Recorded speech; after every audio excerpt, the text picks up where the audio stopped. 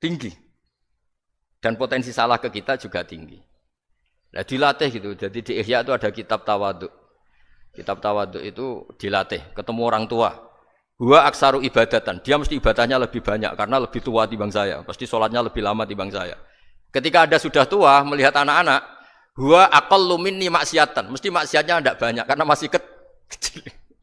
Terus ketika melihat orang fasik maksiat, la'allahu yatubu alaih fa innallaha tawwabur rahim. Mungkin Allah memberi tobat, bisa saja. Umar itu ingin bunuh Nabi, tapi Allah memberi tobat. Yang sowan kiai saja tidak mesti dapat tobat. Umar ingin bunuh Nabi, tapi Allah memberi tobat. Akhirnya ya tobat jadi Islam yang baik. Dalam sejarah Wali Songo, Kalijogo sowan Sunan Bonang itu ingin garong, tapi malah jadi muridnya jadi wali. Kalau Allah sudah menghendaki tidak ada ya. Perang Uhud orang Islam kalah itu karena panglimanya siapa? Khalid bin Walid. Tapi dia malah yang dapat hidayah. Nah, sama orang yang sekarang Anda benci bisa saja Allah merencanakan ada apa? Hidayah di situ. Dan kita yang merasa benar jangan saja ada rencana Allah bikin kita su'ul khotimah. Na'udzubillah min dzalik kan tidak pernah tahu. Nah, dari tidak pernah tahu itu orang diusahakan tawadhu. Wa ma adri ma yuf'alu bi wala bikum. Kita tidak pernah tahu. Makanya meskipun saya ini kiai terus kata orang banyak itu ketok. Kalau istighfar ya nangis betul ya. Cuma kan enggak perlu di depan umum. Nanti ada penampilan kan ribet kan nanti. Sudah nangis enggak ikhlas, enggak mutu. Ya gitu ya. Yang Mas Wildan tadi apa pertanyaannya diulang? Selain masalah akhlak tadi. Tentang bagaimana cara kita bersaudara tanpa memandang kepentingan duniawi. Nah ya makanya tadi saya bilang bernegara itu pakai hadis, misalnya Nabi pernah ngendikan kamu itu punya 3 tetangga, yang satu punya 3 hak, yaitu dia tetangga kamu, dia seagama kamu, dia sesaudara kamu. Jadi ada 3 hubungan, seagama, sesaudara, dan tadi apa? Dia tetangga kamu, dia seagama dengan kamu, dia masih kerabat kamu. Terus ada tetangga yang punya 2 hak, yaitu dia tetanggamu seagama dengan kamu tapi tidak sekeluarga dengan kamu. Terus ada tetangga yang punya 1 hak, dia tidak keluarga kamu, dia tidak seagama dengan kamu tapi tetap punya hak karena itu tetangga kamu. Dan itu kata Nabi semuanya berhak kamu baikin karena ada hakul jar. Makanya dulu doa Adzabil Qabri itu ceritanya sederhana. Ada seorang perempuan Yahudi ya, sowan Sayyidah Aisyah. Kalau sowan ya dikasih uang sama Sayyidah Aisyah. Padahal Yahudi ya.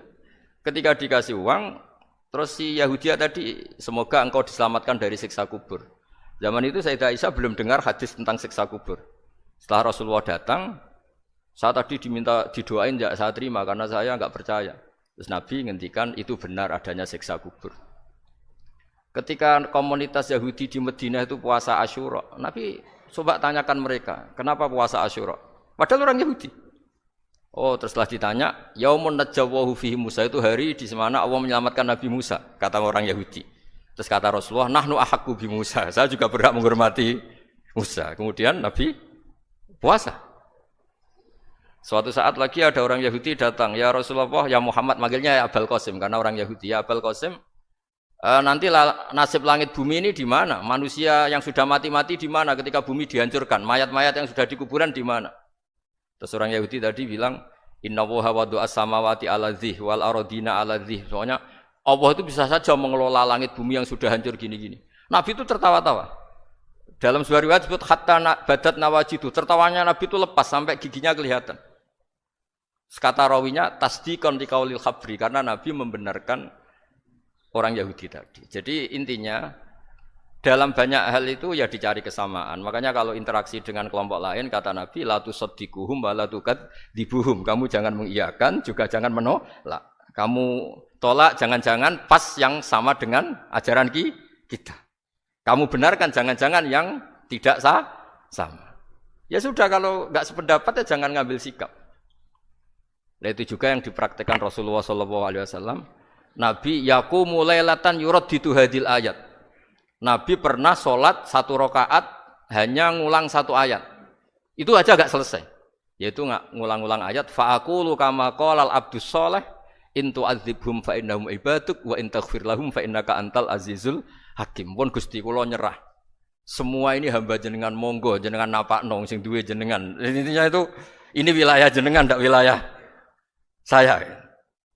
Nah kadang-kadang kita sebagai manusia itu jumawa, seakan-akan itu wilayah kita.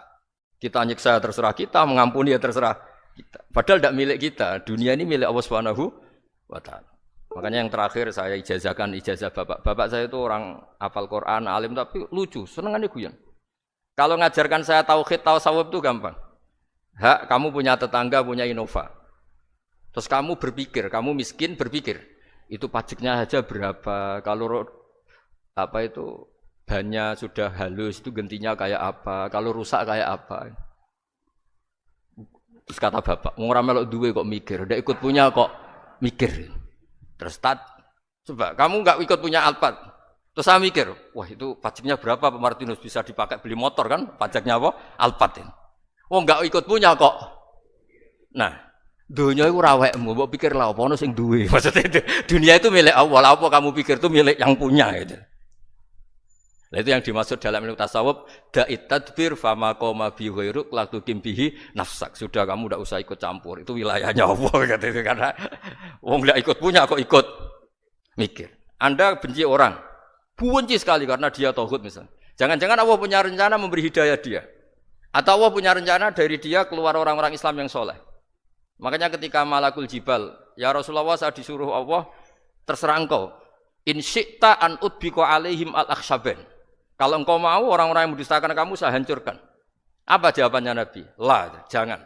Bal arju ayyukhrijawah min aslabihim ma ya'buduwaha wa la yusyriku bihi syai'an, itu di Bukhari. Enggak, bisa saja sekarang dia kafir, anak turunnya jadi Islam. Dan betul.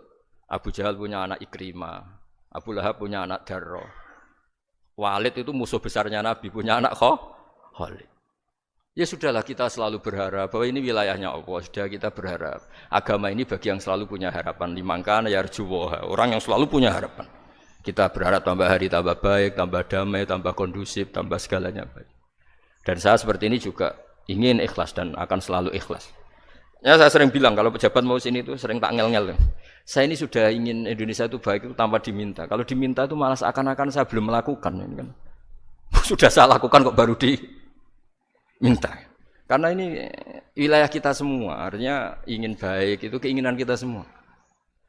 Status kita. Kata Sayyid Zabidi dalam kitab Ithaf, keinginan baik itu syakhsiyatuk wa hakikatuk. Itu kamu sekali. Manusia itu kan kata Allah Ta'ala, saya pertama menciptakan manusia itu khunafa, orang yang berkeinginan baik. Baru digoda setan terus macam-macam. Jadi keinginan baik itu hakikatuk wa syakhsiyatuk. Itu kamu sekali. Ingin baik itu kamu sekali. Itu status kamu katanya. Makanya orang preman kayak apa, mabuk kayak apa, ada orang kecelakaan, pikiran pertama itu nolong. Itu yang normal. Soal ada kasus, pikiran pertama ngambil HP-nya itu 0,sekian %. Jadi pikiran pertama mesti nolong itu, karena itu syakhsiyatuk wa hakikatuk. Nggih, ngoten mugi-mugi barokah sedanten. Assalamualaikum warahmatullahi wabarakatuh.